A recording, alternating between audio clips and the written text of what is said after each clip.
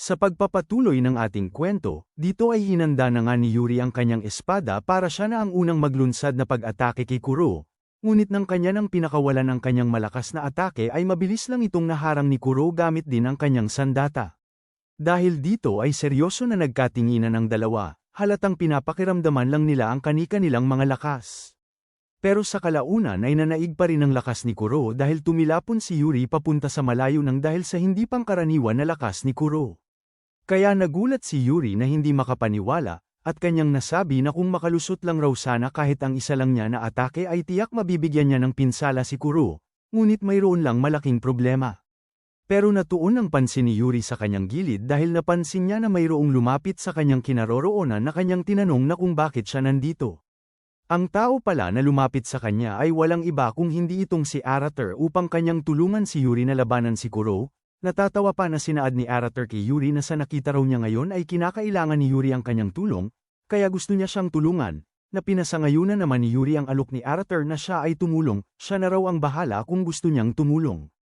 Pero sa isip-isip naman ni Yuri ay nagtataka siya dahil alam raw niya kung ano ang mga mata nitong lobo, siya ay parang isang ina na dinala sa gilid ng bangin, dahil mayroon siyang mga bagay na dapat protektahan, binubura ng kanyang mga mata ang lahat na panloob niyang takot.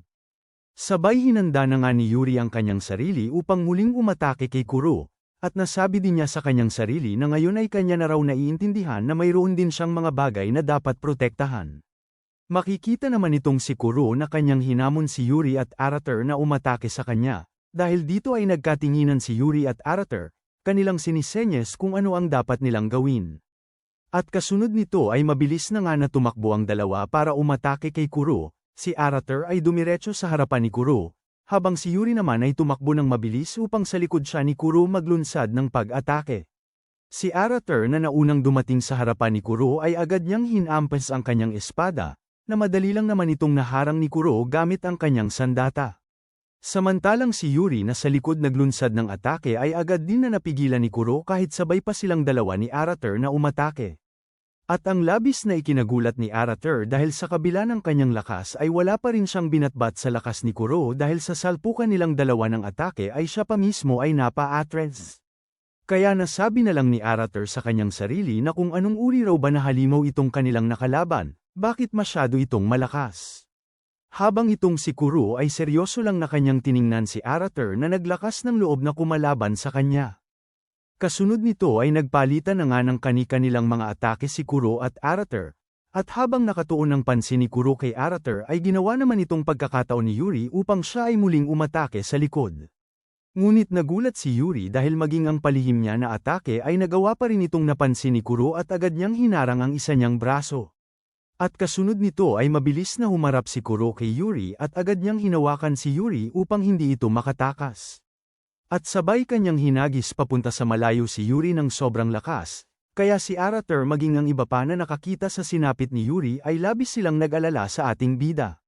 Ngunit kahit tumilapon si Yuri papunta sa malayo ay nakapag-iwan naman ito ng sugat sa palad ni Kuro na labis na ikinagalit ng halimaw.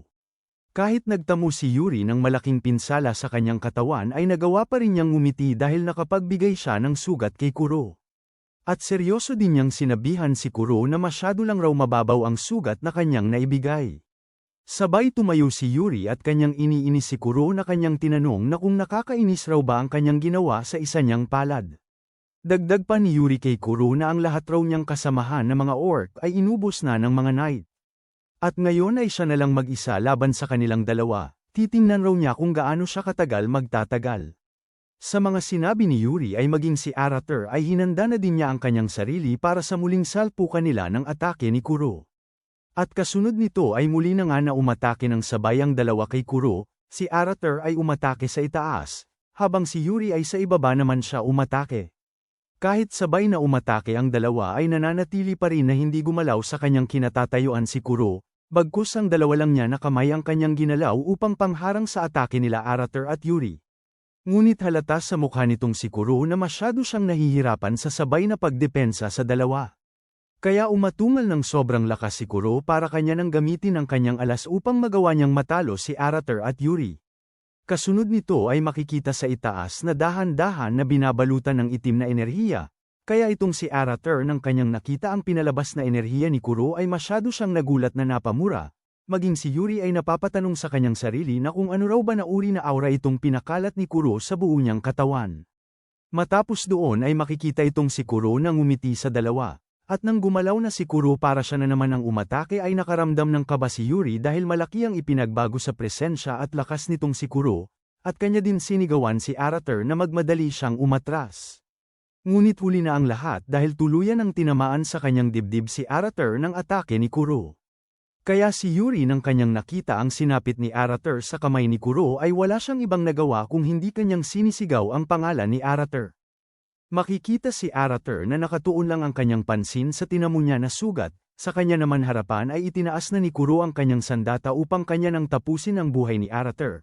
Dahil dito ay seryoso na sinigawan ni Arater si Kuro na kung sa tingin raw ba niya na matatalo niya siya sa ganito lang na paraan. Nang tuluyan ang pinakawalan ni Kuro ang kanyang atake ay laking gulat niya dahil kahit nagtamo na si Arater ng malaking sugat sa kanyang dibdib ay nagawa pa rin ni Arater na pigilan ang kanyang pag-atake. Sinabi pa sa kanya ni Arater na hindi na raw siya papayag na sa pagkakataon na ito ay muli siyang matatalo. Kaya ibinuhos na ni Arater ang lahat niyang natitirang lakas, dahilan upang dahan-dahan na umangat ang sandata ni Kuro, at sa gitna ng salpukan ng dalawa ay bigla naman na lumitaw si Yuri sa kanilang harapan para kanyang atakihin si Kuro galing sa itaas. Nang hinampas na ni Yuri ang kanyang espada ay sa hindi niya inaasahan ay hindi niya nagawang matamaan si Kuro dahil mabilis lang niya itong naharang, at upang hindi matamaan si Yuri sa atake ni Kuro ay agad siyang tumalon ng mataas para dumistansya. Nang nakadistansya na ang dalawa ay makikita itong si Kuro na galit na nakatingin sa kanilang dalawa, at nasabi nitong si Arater na noong lumitaw raw ang itim na usok sa katawan ng kanilang kaharap ay bigla na lang lumakas ang lahat niyang kakayahan. Sa isip-isip naman ni Yuri na ang kanya raw nararamdaman nitong maitim na enerhiya na bumabalot sa katawan ni Kuro ay parang kahintulad ito sa kanyang nakaharap noon na ilusyon na shaman, at ayon din ni Hernando na parang gumagamit ang nilalang na ito ng ipinagbabawal na mahika. Ngunit laking gulat ni Yuri dahil nang pagtingin niya sa buo nilang paligid ay doon nakita niya na isa-isang tumayo ang maraming orc, at ang lahat sa kanila ay binabalutan ng itim na enerhiya sa kanilang katawan. Kaya nasabi na lang ni Yuri sa kanyang sarili habang hindi maalis ang kanyang tingin sa itim na enerhiya na ang mga ito raw ay papunta sa kanyang kinaroroonan. Sa kanila naman itaas ay bumulusok ang malakas na kidlat, at makikita ang maraming mga orc na dahan-dahan na silang naglakad papalapit sa kinatatayuan ni Yuri at Arater maging sa iba pang mga knight at sundalo. At habang sila ay naglakad ay mayroon silang sinisigaw na hindi maintindihan, at kasunod doon ay ang lahat ng hiwa sa kanilang katawan ay mabilis lang itong naghilom sa hindi maipaliwanag. Itong isang sundalo ng kanyang nakita na bigla na lang tumayo ang orc na kanilang pinatay kanina ay masyado siyang natakot na hindi na niya alam kung ano ang kanyang dapat na gawin.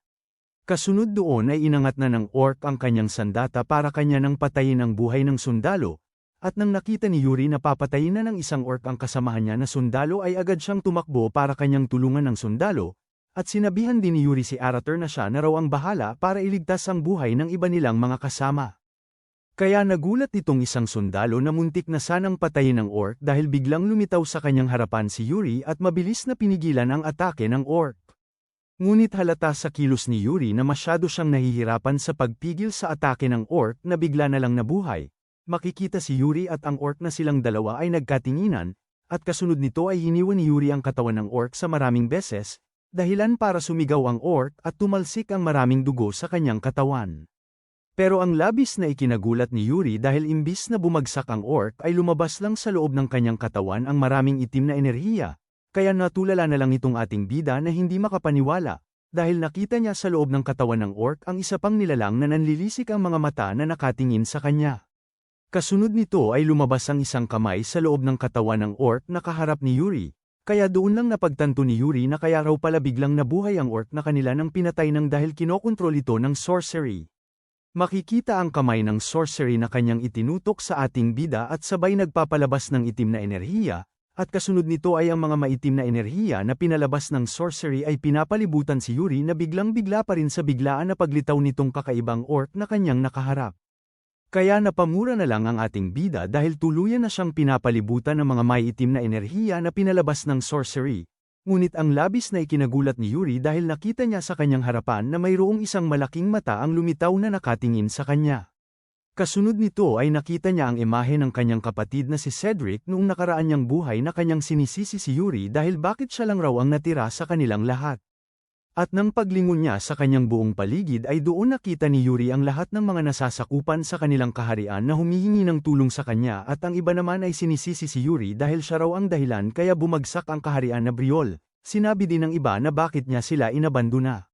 Habang natulala pa rin si Yuri na hindi makagalaw nang dahil sa kanyang mga alaala sa nakaraan niyang buhay ay makikita ang kanyang mukha na dahan-dahan na itong hinawakan ng mga itim na enerhiyang kamay. Nakita din ni Yuri ang kanyang imahe noong 5 taon ang nakalipas, dahil dito ay tuluyan na nga na nawalan ng lakas ng loob si Yuri at dahan-dahan niyang ipinikit ang kanyang mga mata. Samantalang itong malaking mata ay nakatingin lang kay Yuri na tuluyan ang nilamon ng itim na enerhiya. Ngunit sa kasunod na mga nangyari ay mayroong malakas na liwanag ang nagpupumiglas sa loob ng itim na enerhiya kung nasaan si Yuri. Makikita sa alaala ni Yuri sa dati niyang buhay noong siya ay isang mersenaryo na nakikipaglaban sa iba't ibang mga halimaw. At nasabi din ni Yuri sa kanyang sarili na inaamin raw niya na itinakda na talaga sa kanya kung ano talaga ang kanyang kapalaran.